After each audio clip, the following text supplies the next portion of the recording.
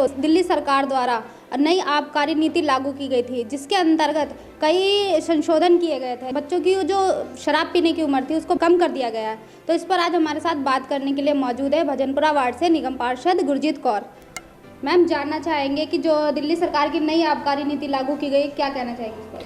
मैं जहाँ ये कहना चाहती हूँ कि मुझे तो इनकी नीतियाँ समझी नहीं आ रही। एक तरफ तो ये लोग कह रहे हैं कि हम एजुकेशन बेटर से बेटर एजुकेशन दे रहे हैं दिल्ली में।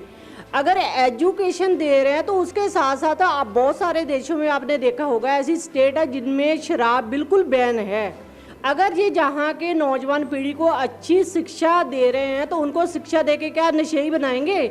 तो मेरा तो कहना जहाँ पर ये है कि ये जो शराब है दिल्ली में बिल्कुल बैन होने चाहिए। अगर अच्छी शिक्षा के साथ आगे बढ़ेंगे तो ही देश आगे बढ़ेगा, ना कि नशे की लत उनको डाल के तो देश आगे बढ़ेगा। मेरा मानिए चीफ मिनिस्टर साहब को भी यही कहना है कि ये जो ठेके है जहाँ शराब की कम उम्र करी गई है कि 21 साल का बच्चा भी शराब ले सकता है, उसको तुरंत तत्काल प्रभाव से बंद करना चाहिए ताकि हमारे जो देश के नौजवान युवा वर्ग है वो इस नशे की लत से बच सके। जब आप ये तो देखो कि जो चीज़ इजीली हम अपने गली मोहल्ले में मिल जाती है और वो कम दामों पे मिल रही है, बच्चे को कहीं दूर जाने की जरूरत नहीं पड़ती कि कहीं कहाँ जाना है कहाँ जाना है। गलियों में तो शराब के लिए इन्होंने बोल दिया, जगह जगह ठेके खोल दिए। अगर ऐसा होगा तो नेचुरली ये बात है कि नौजवान जो है वो नशे की तरफ उनको बढ़ावा मिलेगा। इसको तुरंत रोकना चाहिए ताकि बच्चों का भविष्य खराब ना हो। और ये बच्चे ही देश का असली भविष्य होते हैं।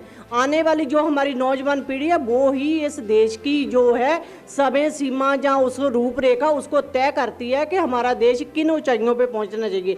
अगर हमारी नौजवान पीढ़ी इस नशे में गर्क हो जाएगी तो फिर देश क्या आगे बढ़ेगा?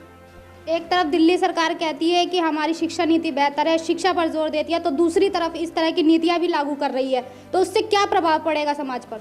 वो तो मैं आपको ये कहना चाहती हूँ, वो तो एक प्रचार है उनका। वो काम कम करती है, प्रचार ज़्यादा करते हैं। कहीं आपने देखा है ना, वो जो पीछे देखा था कि 21 लाख का रूम बन रहा है उसमें पक्का गिर रहा है, ऐसी शिक्षा नीति होती है।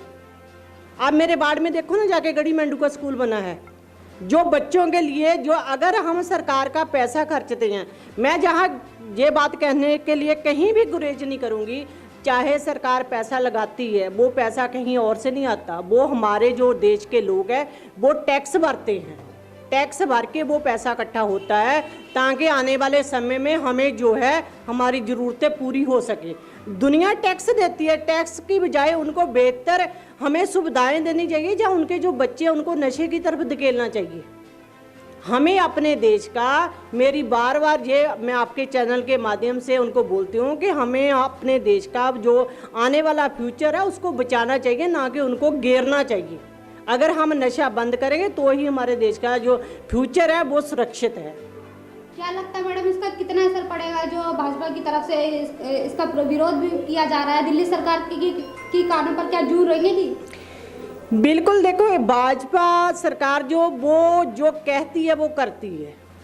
अगर हमने इस चीज़ का, हमारे प्रदेश अध्यक्ष जी ने, हमारे उपशीर्ष नेतृत्व ने इस चीज़ का बीड़ा उठाया है तो नेचुरली ये बात है कि वो इसको पूरा करेंगे, कहीं ना कहीं वो इसको बंद करा के ही सांस लेंगे। तो देखा जा रहा है कि लगातार इस जो सरकार ने नई नीति लागू की गई है इसका विरोध प्रदर्शन जारी रहेगा। कैमरामैन प्रिंस सोलंकी के साथ कोमल नरेश, तेज निगाहें, दिल्ली।